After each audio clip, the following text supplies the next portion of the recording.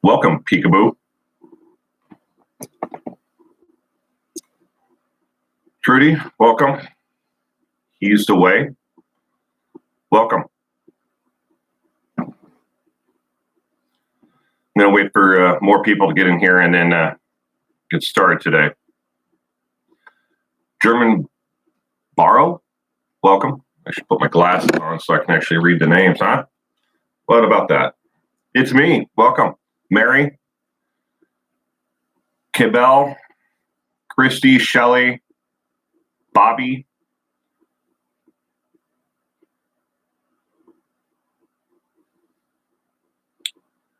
Lavona. Sorry if I mispronounced that. Carla, Laura, Kelly, Authentic Audrey, Audra. Why do I say? I always want to say Audrey when I see that. Sorry about that.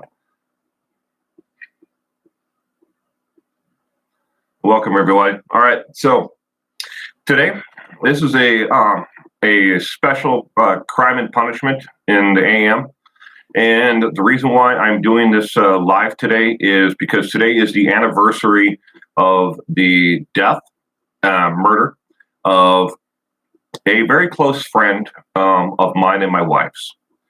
It was on this day in 1994 that our friend Stephen was murdered. Now, this will, I'm sorry if I'm not being able to read the comments right now, but in 1994, our friend Stephen was murdered. And this is how I got into researching online the murder of and true crime. Now, I had previously spoken about that. The reason why I got into this and making this YouTube channel was because I was looking for information on a case and that I was researching, and I couldn't find anyone out there that was telling the truth about the actual case. So this is the case. I went online and I tried to find as much information as I could, because the gentleman who murdered our friend was coming up for parole. And I wanted to go there and read a victim statement on why I didn't think he should be eligible for parole. And I wanted to know, to just from my mind, clear the facts and make sure I knew the dates and the times and everything else and the circumstances behind the case. And everywhere I went online, I could not get the right information. There were YouTube videos about him that were made that were complete lies. There were videos about my friend who was murdered, who it was, to say it lightly, they were making everything up. They never met this guy. They didn't know anything about him. And they slandered his name. They slandered his poor name all over the internet for views. This wasn't a high profile murder case, but this was something that really touched me and my wife. We grew up with this, our friend, and we knew him extremely well, and it shocked us to our core. Now, our friend Stephen was somebody that everybody would love to have met.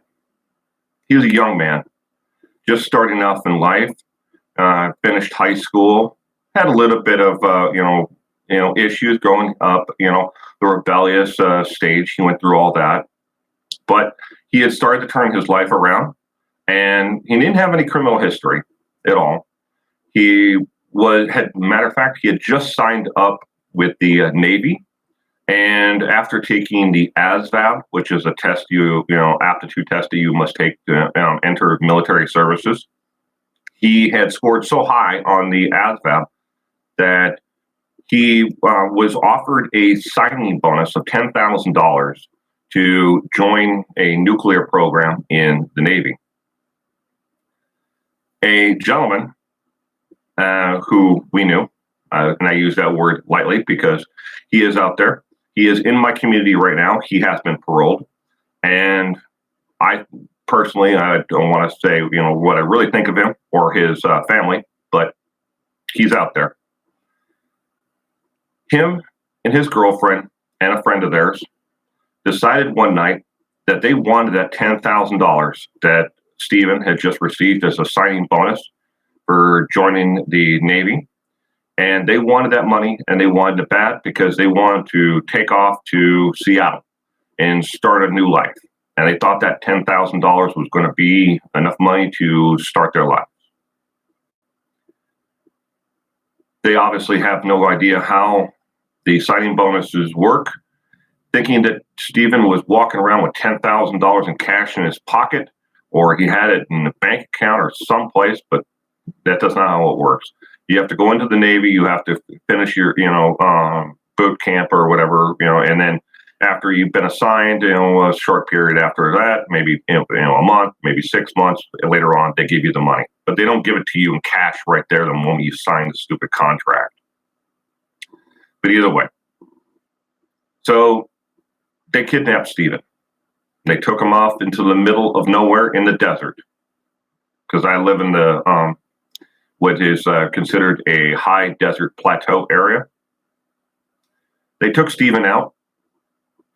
And at knife point, they threatened his life. And they said that we want the $10,000. Give us the $10,000. He said, I don't have the money. I can't give you the money. He pleaded for his life. They punched him. They hit him with a board several times, severely injuring him.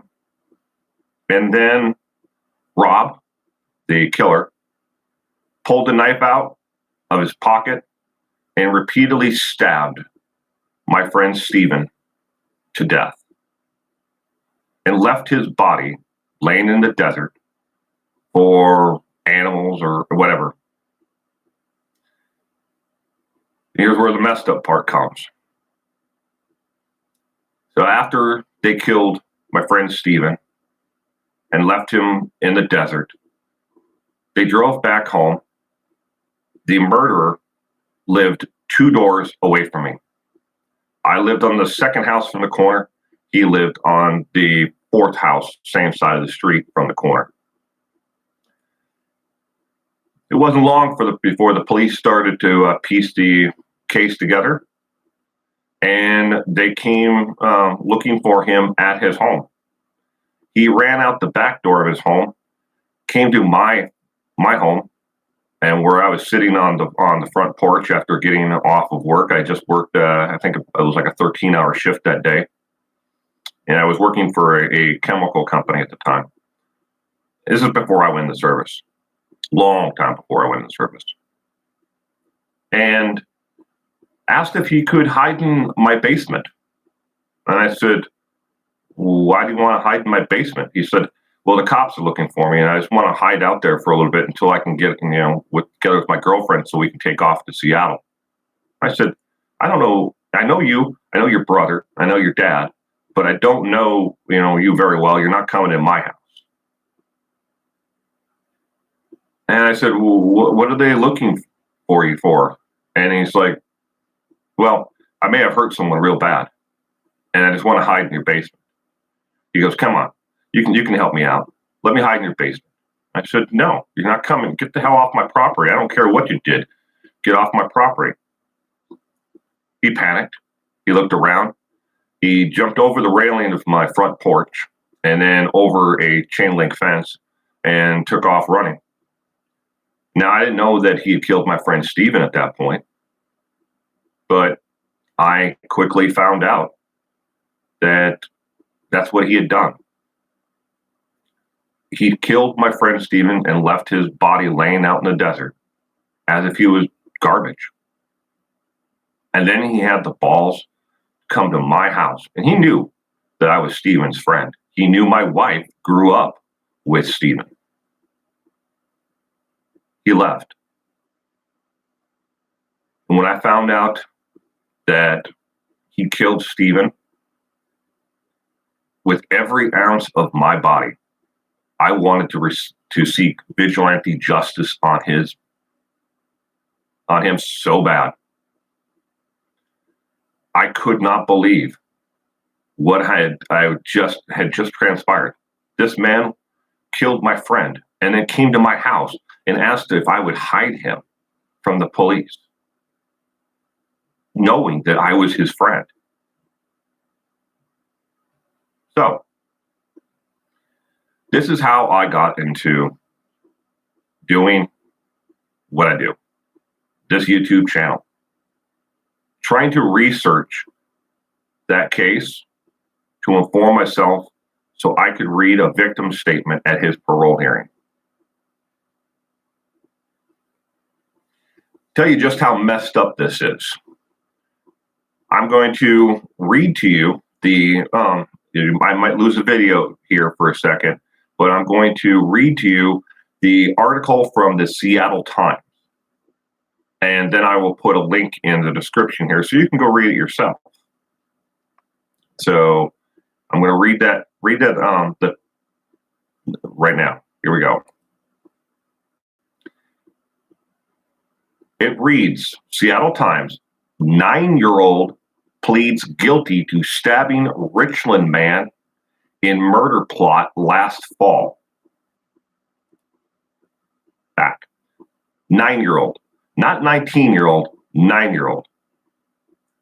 The tags for the article in the Seattle Times are completely wrong. All the tags in the actual article itself express that there is a new restaurant opening in Seattle and they have gourmet burgers. Those are the tags for the only article that I could find online. And this is what sent me into a fury and made me dive into true crime more than anything. I couldn't find even an article online that paid respect to my son, my friend. But here we are, all these years later. Oh, sorry, forgot to put the link here. Hold on 1 second. 1 second. Apparently I didn't copy it right.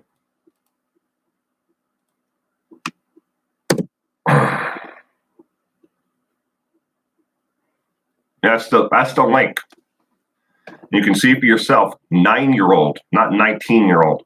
So even when I go to research, the story, and because I wanted to make my victim impact statement at the parole hearing,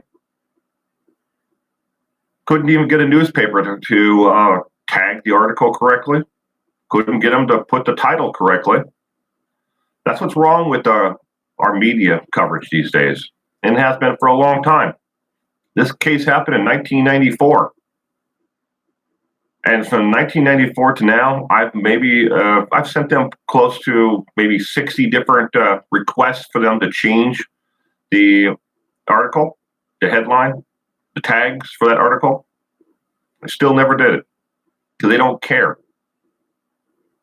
So next time you're out there and you want to research a true crime event that happens in your neighborhood or to someone that you love, remember, the media has no interest in ever correcting what they did wrong.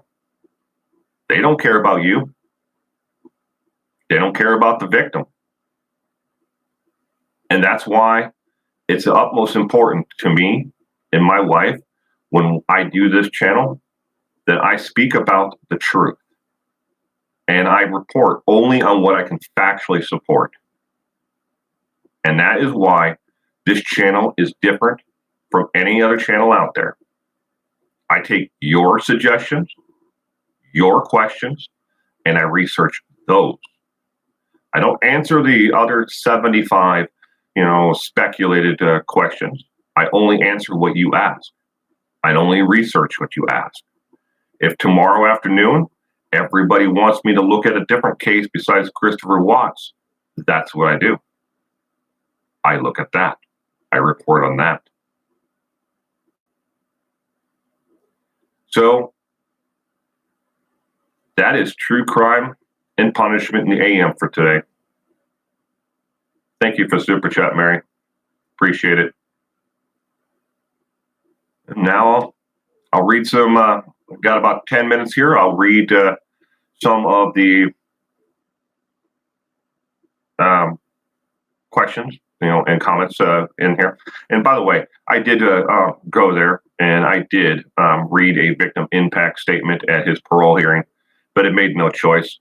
He did end up serving most of his time, and he did get good behavior time reduced from his sentence, and he's out there. And like the complete monster that this individual is, immediately after he got out, he joined Facebook and he sent my wife and myself a friend request. Yeah, no, I'm not kidding. He sent us friend requests and said, "Hey, you know what? I killed your friend. You guys want to be friends on Facebook?"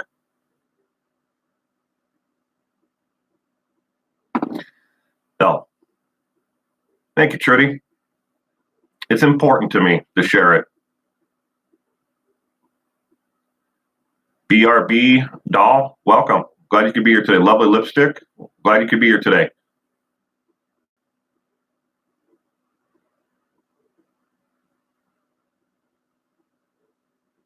Yeah, he's a slime ball, right?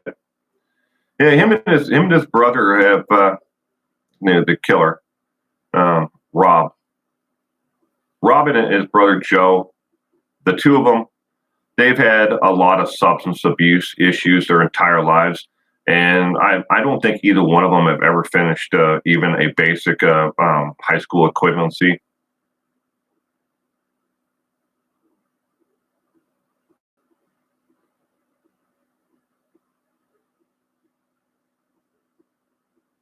Yeah, Warped Soul is right. It's me.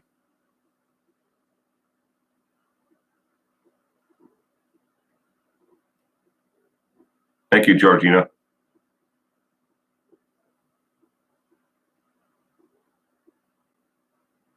I'm sitting here after telling you about my friend Steven, and I'm like, ooh, I just,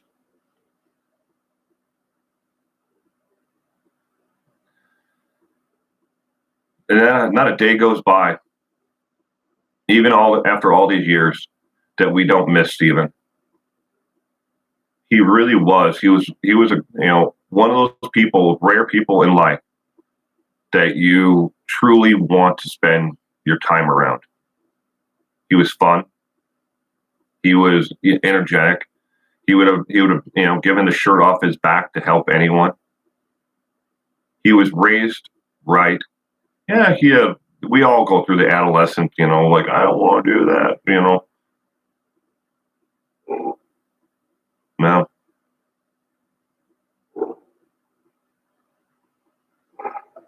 But sometimes in life, we're all affected by crime that it changes us for the better in our real lives.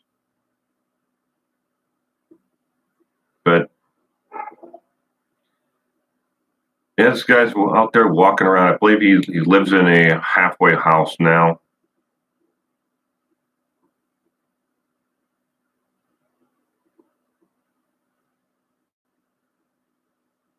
Life is a journey. You won $500, did you? Well, congratulations, I guess.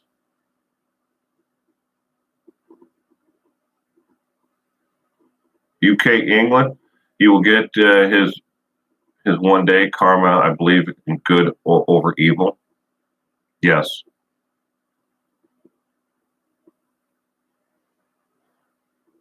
I'll never understand it. And I'll never understand why. The criminal justice system, when he went to trial and we sat through the trial and we listened to why he killed our friend Steven.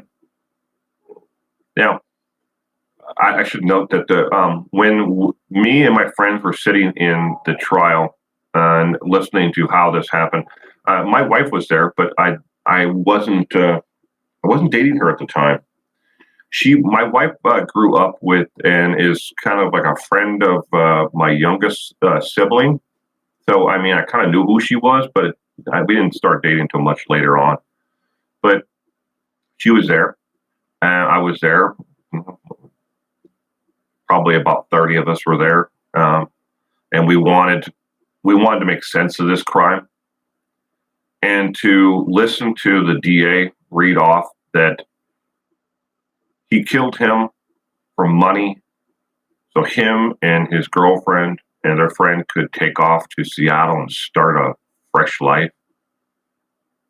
It was senseless, heartless, and stupid.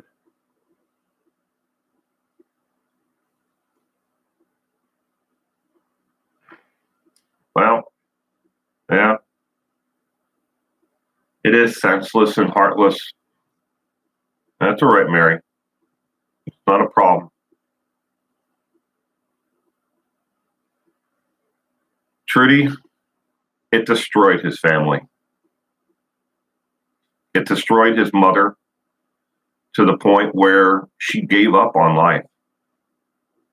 It really did. That was the most disheartening thing about the entire thing was watching his mother slip into a deep depression that she never came out of.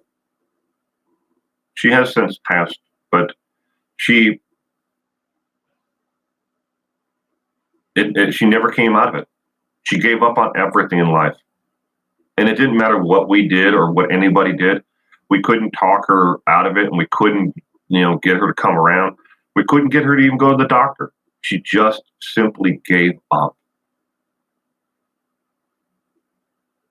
It destroyed the entire family. It destroyed a lot of his friends, our trust in the criminal justice system.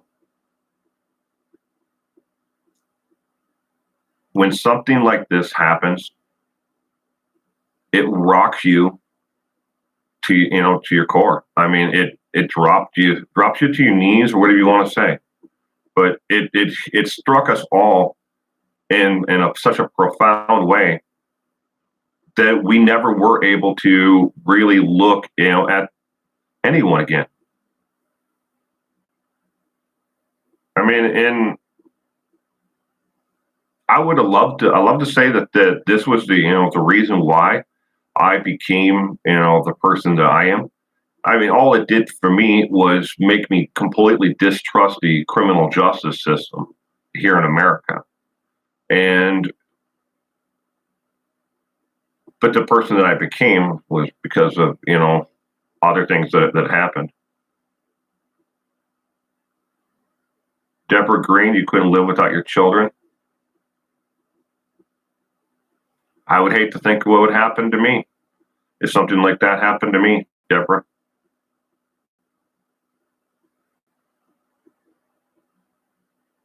But, well, I'm going to end this here, ladies and gentlemen. I thank you for stopping by today.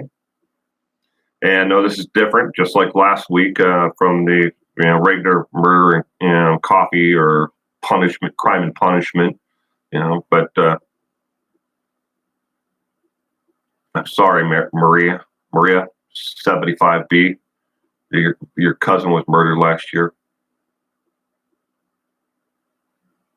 I have seen way more death and destruction in my lifetime than I care to.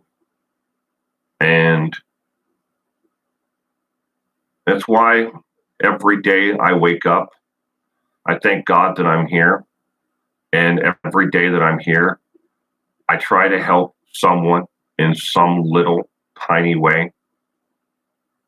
Maybe it's only by messaging them, reaching out to them, welcoming them, saying good morning to them, any way I can.